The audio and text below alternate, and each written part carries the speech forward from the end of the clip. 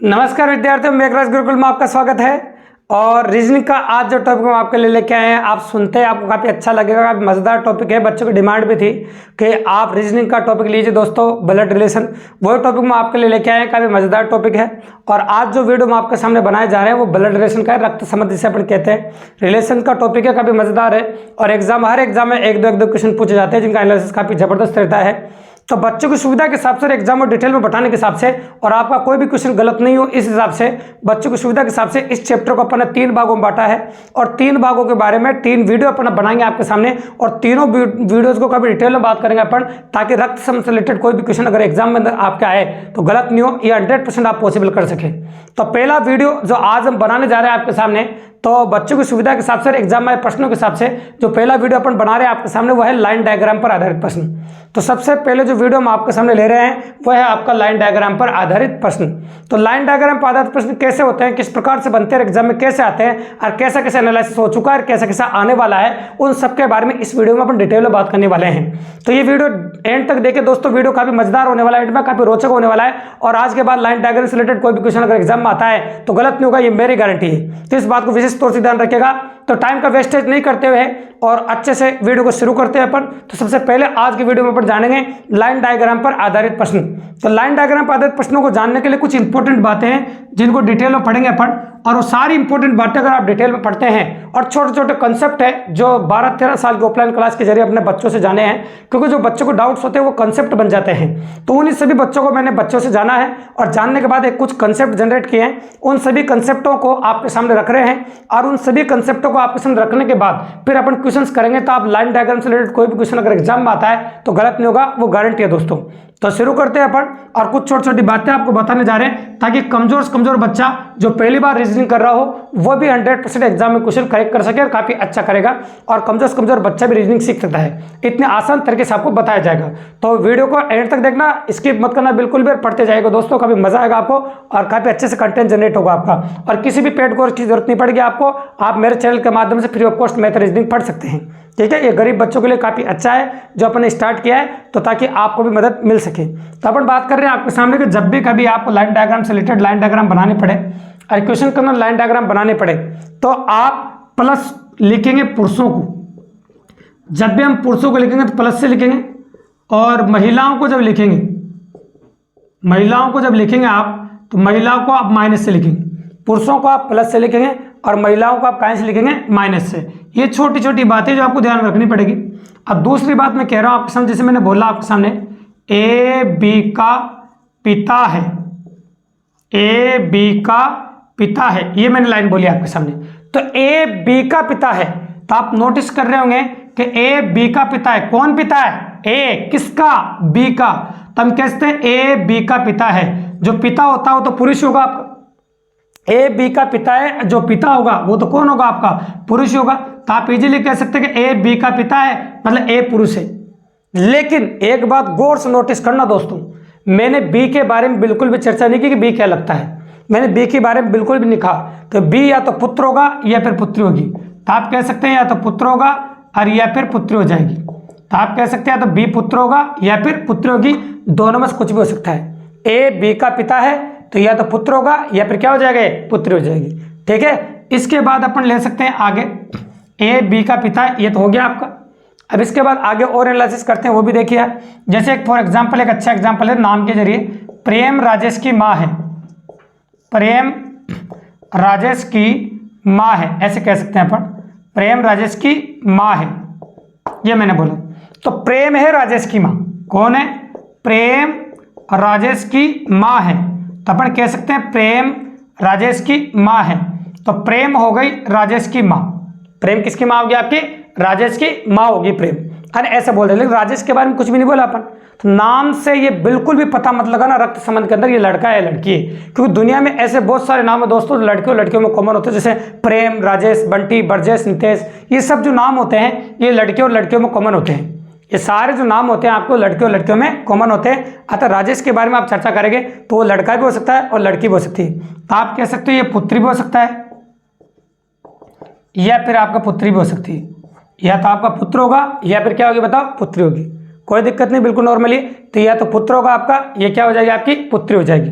और इस प्रकार से एनालिसिस है आपका। अब कुछ बातें ऐसी है जो क्वेश्चन एग्जाम में पॉसिबिलिटी बनती है, छोटी छोटी बातें, उनके बारे में बात करेंगे। पर देखिए अभी पॉइंट नंबर 3 था आपका और ये पॉइंट नंबर 4 हो जाएगा।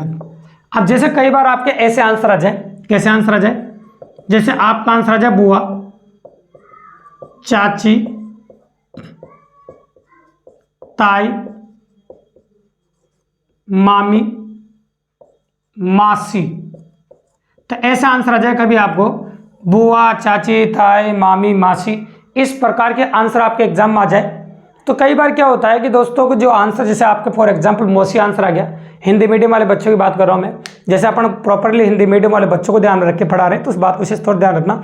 जैसे आपके मासी आंसर आ गया, अब मासी आंसर आ गया और आपको दिए गए चारों विकल्पों में मासी कहीं भी नहीं मिला, दिए गए चारों विकल्पों में मासी आपको कहीं भी नहीं मिला, तो क्वेश्चन को देखते हैं आप मत छोड़िए, है ना, क्योंकि आप जानते हैं कि भारत में कई एग्जाम ऐसे होते हैं जिनमें पेपर बनता है ना, तो वह अंग्रेजी का हिंदी में अनुवाद होता है।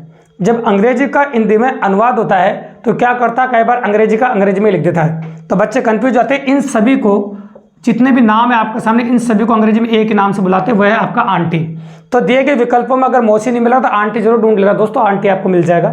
ऐसा 2 एग्जामों में हो चुका है, स्टेशन मास्टर 2016 अजमेर बोर्ड से भी ऐसा हो चुका है। तो इस बात का विशेष तौर से ध्यान रखिएगा, एग्जामों का एनालिसिस भी अपन कर रहे हैं, तो आप याद रखिएगा आपका आंसर हो जाएगा आंटी। बिल्कुल सिंपल है और काफी आसानी से अपन कर सकते हैं। तो बुआ, चाची, ताई, मामी, मौसी, तो ये हो जाएगा आपका आंटी। और इनके सबके जो हस्बैंड होते हैं उनको हम अंकल कहते हैं। इन सबके जो हस्बैंड होते हैं इन सबको हम क्या कहते हैं बताओ, अंकल। कई बार आपके ऐसा आंसर आ सकता है चचेरा, पुपेरा, ममेरा, मोसेरा, है ना, चचेरा, पुपेरा, ममेरा, मोसेरा, भाई या बहन, ऐसे आंसर आ सकते हैं आप। इस प्रकार के आंसर आपके आ सकते हैं, चचेरा, पुपेरा, ममेरा, मोसेरा, भाई या बहन। इस प्रकार के अगर आंसर कभी आपके आए तो टेंशन लेने की जरूरत नहीं। कई बार इंग्लिश का हिंदी में अनुवाद होता है, इन सबको हम कजन ही कहते हैं। मैसेज की तरह इस प्रकार से लिखा आएगा, तो जैसे आपका आंसर आएगा पुपेरा भाई और ऑप्शन में नहीं मिले तो ऑप्शन में आपको कजन मिल जाएगा, टेंशन लेने की बिल्कुल भी जरूरत नहीं, और आप आसानी से अप्रोच कर पाएंगे, काफी इजीली हो जाएगा आपका। तो आप आंसर दे सकते हैं कजन, आप आंसर क्या दे सकते हैं, कजन, तो आपका आंसर हो जाएगा कजन। अब अपन सिखाते हैं आपको वाक्यों की बिल्डिंग कैसे करते हैं और वाक्यों की जो पॉसिबिलिटी बनती है वो किस प्रकार से बनती है, उसके बारे में बात करेंगे इसके जरिए अपन अगले क्वेश्चन के जरिए। देखिए तो मैं बोल रहा हूं आपके साथ, लैंग्वेज सुनना। ए बी का पिता है, ए बी का पिता है लेकिन सी का भाई है। ए बी का पिता है लेकिन सी का भाई है। ये क्या होता है कि कई बार एग्जाम में 2 वाक्य एक साथ जुड़े होते हैं। जब कई बार एग्जाम में 2 वाक्य एक साथ जुड़े होते हैं तो बच्चों को क्या होता है, कन्फ्यूजन होता है, और कन्फ्यूजन की वजह से क्या होता है कि गलत होता है, और गलत होता है तो फिर क्या होता है कि आती हुई चीज भी गलत हो जाती है, तो फिर दुख होता है। दुख सबसे इंपॉर्टेंट बात है कि ये पहला वाक्य है और ये दूसरा वाक्य है, और इन दोनों वाक्यों की जो बिल्डिंग हो रही है वो आपकी लेकिन से हो रही है। तो लेकिन की जगह कई बार एग्जाम में किंतु भी आ सकता है, किंतु शब्द का इस्तेमाल हो जाए, मगर का हो जाए, है ना, तथा का हो जाए, और का हो जाए, एवं का भी हो सकता है, वह का हो सकता है, और अंग्रेजी वाले एंड का हो सकता है, और इन सब का इस्तेमाल हो सकता है। और इन सब का जब इस्तेमाल होता है तो ये सब आते हैं अपने फर्स्ट पर्सन के लिए। ये सब किसके लिए आते हैं, अपने फर्स्ट पर्सन के लिए, मतलब पहले व्यक्ति के लिए इनका इस्तेमाल किया जाता है। तो अपने पास पहला व्यक्ति कौन है, फर्स्ट पर्सन कौन है, अपना ए, तो ए के लिए इस्तेमाल होगा, और दूसरा पर्सन कौन है, अपना बी। तो यहाँ पर जो लेकिन शब्द इस्तेमाल हुआ आपका ए के लिए हुआ है। यहाँ पर जो लेकिन शब्द आपका इस्तेमाल हुआ वो किसके लिए हुआ बताओ, ए के लिए हुआ। तो लेकिन शब्द आपका ए के लिए इस्तेमाल हुआ है, ठीक है, कोई दिक्कत नहीं, बिल्कुल नॉर्मली। अब इससे अपन फोटो बना सकते हैं आपके सामने, देखिए आप, ए बी का पिता है, डायग्राम बना सकते हैं। तो ए हो गया बी का पिता, आराम सीख सकते हैं आप। तो ए बी का पिता ऐसे बना सकते हैं। अब लेकिन की जगह ए रख के पढ़ो, काफी आसान लगेगा आपको। ए सी का भाई है, ए किसका भाई है, सी का, तो आप कह सकते हैं ए सी का भाई है। तो ए हो गया आपका सी का भाई, ठीक है। तो ये इंफॉर्मेशन मुझे दे रखी थी, इतनी सी इंफॉर्मेशन आपको दे रखी थी, उतनी इंफॉर्मेशन अपन लिख दी आपके सामने। अब यहाँ से मैं 2 तरह के क्वेश्चन पूछूंगा आपको, और 2 तरह के क्वेश्चन जो आपके सामने बताने जा रहा हूँ, अगर जिन बच्चों को उन दोनों क्वेश्चन में कंफ्यूजन रहता है, जो 2 क्वेश्चन मैं आपके सामने बताने जा रहा हूँ, और इन दोनों क्वेश्चन के बीच जिनको कंफ्यूजन रहता है उनके एग्जाम में आंसर गलत होता है। कैसे होता है वो बताता हूँ मैं, क्वेश्चन लिखते हैं पहले। देखिए आप, जैसे मैं बोला आपके सामने, बी का सी से क्या संबंध है, बी का सी से क्या संबंध है, और एक होता है आपका सी का बी से क्या संबंध है, सी का बी से क्या संबंध है। ठीक है, एक तो हो गया बी का सी से क्या संबंध है, और एक बोला सी का बी से क्या संबंध है, ऐसे बोला आपके सामने। तो दो क्वेश्चन हो गया आपका बी का सी से क्या संबंध है, और एक हो गया आपका सी का बी से क्या संबंध है। ठीक है, अब दोनों क्वेश्चन का आंसर हम निकालना शुरू करते हैं। तो थोड़ी देर के लिए जो बोल रहे हैं वो बन जाइए आप, जैसे मैं बोल रहा हूँ आपके सामने आप बी बन जाइए। तो आपका पिताजी सी के भाई हैं, आपके जो पिताजी वो किसके भाई है, सी के। तो सी आपका क्या लगा, तो सी जो आपके लगे वो या तो अगर लड़का होगा और पापा जी का छोटा भाई होगा तो चाचा लगेगा, और पापा जी का बड़ा भाई होगा तो ताऊ लगेगा, और पापा जी की बहन होगी लड़की होगी तो ये बुआ लगेगी आपकी। तो तीन आंसर होंगे आपके, चाचा, ताऊ या बुआ। तो याद रखना यहाँ पर दोनों अलग अलग। सी का, अगर सी का शब्द का इस्तेमाल किया बोलना कि सी क्या लगता है, या बी का, तो बी का बोले तो बी क्या लगता है ये बताना है। तो इसमें तो बताना सी क्या लगता है, ये इंपॉर्टेंट लाइन है। का शब्द जिसके साथ आता है संबंध उसी के साथ दर्शाता है, ये गलती भूल के मत करना दोस्तों। जिन बच्चों को इन दोनों क्वेश्चन में दिक्कत होती है वही बच्चे होते हैं जो चाचा का भतीजा, भतीजा चाचा, मम्मा का भांजा, भांजा का मामा, और दादा का पोता, पोता का दादा, इस प्रकार से आंसर देते हैं, जो कि गलत है। अरे याद रखिएगा, तो इस कंसेप्ट को अच्छे से सीख लेना। सी का मतलब सी क्या लगता है, बी का बी क्या लगता है, ऐसे पूछा है। तो सी क्या लगा था मैंने बताया था, मैंने आपके सामने चाचा होगा या ताऊ होगा या फिर बुआ होगी। तो इस क्वेश्चन के आपके तीन आंसर होंगे, है ना। और चाचा, ताऊ या बुआ के तुम क्या लगे वो यहाँ बता दो। तो चाचा, ताऊ या बुआ क्या, या तो लड़का होगा तो भतीजा लगेगा, क्योंकि यहाँ भी पता नहीं कि लड़का है कि लड़की, है ना। तो लड़का होगा तो भतीजा होगा, और लड़की हो जाएगी तो भतीजी हो जाएगी। लड़का होगा तो भतीजा होगा, और लड़की होगी तो क्या हो जाएगी, भतीजी हो जाएगी। इस प्रकार से अपन रेस्पॉन्स कर सकते हैं। अब इसके बाद आते हैं पॉइंट नंबर 7। ये भी काफी जोरदार पॉइंट है, और हल्का सा चेंज करेंगे इस पॉइंट को बनाने के लिए। देखिए, ए बी का पिता है जो, ए बी का पिता है जो सी का भाई है, ए बी का पिता है जो सी का भाई है। ये दूसरा वाक्य है, ये पहला वाक्य है, और दोनों वाक्यों की जो बिल्डिंग हो रही है वो जो से हो रही है। और जो एकमात्र अपनी डिक्शनरी में वो शब्द होता है, अपने तरीकों में वो शब्द होता है जो एकमात्र सेकंड पर्सन के लिए आता है। किसके लिए आता है, सेकंड पर्सन। अब बताइए सेकंड पर्सन कौन है आपका, बी। तो यहाँ पर आप बी रख के पढ़ेंगे तो काफी आसानी से करेंगे और काफी इजीली कर सकते हैं। देखिए आप, तो ए बी का पिता है, ए बी का पिता है, और यहाँ जो की जगह बी रखी है, और आप पढ़िए बी सी का भाई है, तो बी हो जाएगा आपका सी का भाई, क्योंकि जो लड़का होता है उस पर प्लस लगा दिया अपन। तो डायग्राम तो आपका इस प्रकार से बन के आएगा। अब इसकी तरह इसमें भी मैं दो क्वेश्चन पूछूंगा, क्योंकि अभी क्वेश्चन नहीं है, अभी आपको डिटेल में अपन कंसल्ट कर रहे हैं। अगर सारी बातें आप समझते हैं तो फिर क्वेश्चन तो फिर बताऊंगा मैं आपको। देखिए, ए का सी से क्या संबंध है, ए का सी से क्या संबंध है, पहला क्वेश्चन। या तो ये पूछे, नहीं पूछे तो पूछेगा सी का ए से क्या संबंध है, ये भी पूछ सकता है। ठीक है, तो इसमें तो बताना ए क्या लगता है, इसमें बताना सी क्या लगता है। तो थोड़ी देर के लिए आप सी बन जाइए। आपके भाई के पिताजी, तो यहाँ पिता था आपका, तो आपके भाई के पिताजी आपके क्या लगे, पिताजी। तो यूँ ए तो हो गए पिताजी, और आपके पिताजी के आप क्या लगे, क्योंकि तो लड़का लड़की का पता ही नहीं चल रहा है। जब लड़का लड़की का पता नहीं करता, आपके पिताजी के क्या लगे आप, या तो आप पुत्र होंगे या फिर आप पुत्री होंगे। तो आपके पिताजी के या तो आप पुत्र होंगे या फिर क्या होंगे, आप पुत्री होंगे। तो आपके पिताजी के या तो पुत्र हो जाओगे या फिर क्या हो जाएगी, पुत्री। या तो पुत्र होगा या फिर क्या हो जाएगी, पुत्री। इस प्रकार से अपन एनालिसिस कर सकते हैं, और इस प्रकार से आपके सामने हो सकता है। तो ये अपन ने आपके सामने छोटी छोटी बातें बताई, और इन सारी बातों को आप अच्छे से क्लियर कर लेते हैं, और सारी बातें अच्छे से क्लियर हो जाती है आपके दिमाग में। देखिए, फिर अपन क्वेश्चन स्टार्ट करते हैं आपके सामने। क्वेश्चन नंबर फर्स्ट क्या कहता है, उसकी लैंग्वेज सुनते जाइए, आप गौर से देखिएगा। जैसे क्वेश्चन नंबर फर्स्ट जैसे बोलता जाएगा वैसे लाइन डायग्राम अपन साथ के साथ बनाते जाएंगे, ताकि इजीली अप्रोच कर सके। तो देखो, पहला क्वेश्चन में अपन ने बोला आपके सामने, ए बी का पिता है, ए बी का पिता है। ये लाइन बोलिए, जो लाइनें बोलते जाए उनको ड्रॉ भी करते जाएंगे। पर देखिए आप आराम सीखते जाइए, आप लाइन डायग्राम कैसे बनाते, क्योंकि लाइन डायग्राम के वाले क्वेश्चन अपन कर रहे हैं। ए बी का पिता है लेकिन बी ए का बेटा नहीं है। ए बी का पिता है लेकिन बी ए का बेटा नहीं है। अगर बी ए का बेटा नहीं है तो कौन होगी, बेटी। फिर मैंने बोला सी ए की पत्नी है, बढ़ाते जाएंगे जैसे बोलता जाएगा ऐसे बढ़ाते जाएंगे। सी ए की पत्नी है तथा डी सी का भाई है। तो डी हो गया सी का भाई, डी सी का भाई है। तो ये बोलने के बाद आपसे पूछा है, तो बी का, एक ही क्वेश्चन पूछेंगे, बी का डी से क्या संबंध है,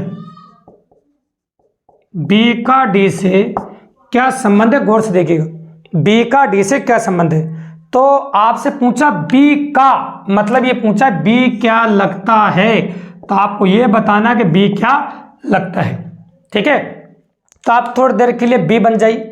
तो आप सपोज कर लो बी है, क्योंकि ब्लड रिलेशन में क्वेश्चन आसान करने का एक ही तरीका है, जिस व्यक्ति के बारे में चर्चा की जा रही है वो खुद बन जाओ आप। जैसे बी के बारे में चर्चा हो रही है तो बी आप बन जाइए। जैसे आप बन गए, आप एक लड़की है, क्योंकि ये माइनस है, आप एक लड़की है, तो आपके पिताजी की पत्नी क्या होगी, आपकी मम्मी, और मम्मी का भाई क्या होगा, मामा, और आपके मामा जी की आप क्या लगी, आपके मामा जी की आप लगी भांजी।